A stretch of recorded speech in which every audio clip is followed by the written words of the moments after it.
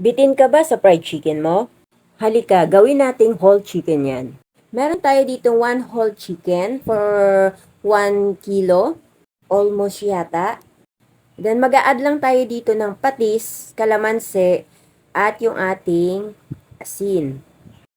At syempre, yung ating paminta at yung ating garlic powder at paprika.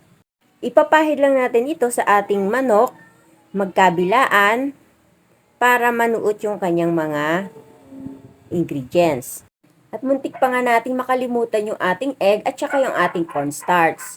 Ibababad lang natin ito for about 1 hour. At pagkalipas nga ng 1 oras, atin na itong bubudburan ng ating breading mix. Ito'y pinaghalo ko lang na flour at yung ating breading mixture. Dapat pati yung mga kasingit-singitan nito, kasulok-sulukan ay iyong malagyan. At dahil nga nakaready na yung ating mainit na mantika, ilagay muna natin ito at ating piprituhin. At kailangan nasa low to medium heat lang yung ating apoy para hindi ito mabigla. At atin na itong babaliktarin. Para yung other side naman niya yung maluto. At pwede na natin itong hanguin at i-rest muna natin ito for about 15 minutes.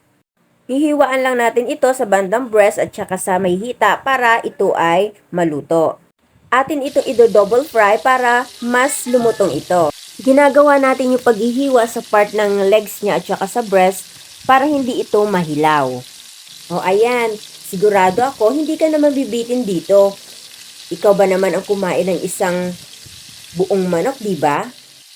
Kaya mga mamshi, ito ang gawin nyo pag yung mga anak nyo ay masisiba sa mga fried chicken, char.